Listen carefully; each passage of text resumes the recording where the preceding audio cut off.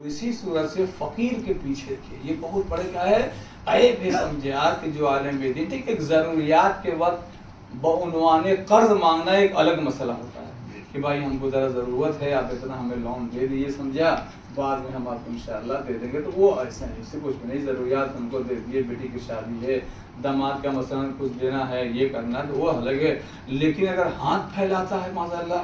تو وہ فقیر ہے. وہ کیا ہے یا کسی اور کام ہے تو غلام کے پیچھے سمجھا آزاد نماز نہیں پکڑتا. فقیر کے پیچھے جو ہے آزاد نماز جو ہے وہ نہیں پڑھ سکتا سمجھا. اس لیے عالم دین کو جب نماز پڑھاتا ہے تو اس میں بہت جو ہے وہ احتیاط برتنا پڑتا ہے کہ ہم اپنے پیسے لائیں. یہ نہیں کہ صرف وہی میں یعنی نماز بھی خراب ہوگی اور عالم دین پہلے جہنم ان کو لے جا کر پھینک دیا گا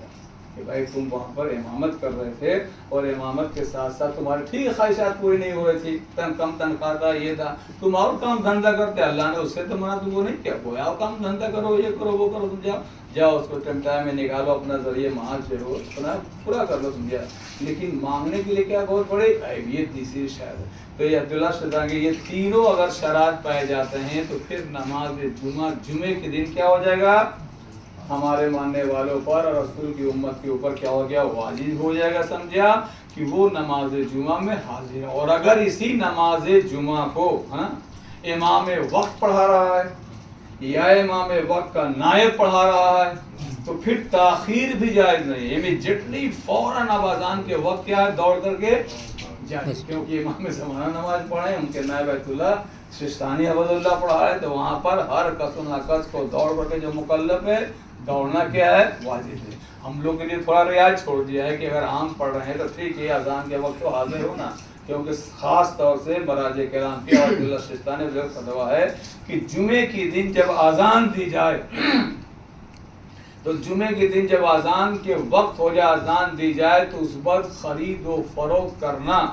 حرام ہے. کیا ہے حرام ہے جبکہ اس کے جمعے میں آنے میں مانع ہو یعنی اس کی وجہ سے آپ نہ آ سکیں تو پھر آپ کا خرید و فروخت کیا ہے حرام ہے. لیکن اگر نہیں رک سکتا ٹھیک ہے اذان ہو رہی جلدی سے آپ پہنچ گئے مسئلہ کا سیکنڈ منٹ تک تو کوئی ماننا نہیں. اسی طرح کہ نماز جمعہ اگر جو حاضر ہوتا ہے سمجھے آپ اور جو حاضر ہوتا ہے اور وہ اس خطبے کو سمجھتا ہے اس لیے انہوں نے فرمایا کہ جو مومنین زبان کو سمجھتے ہیں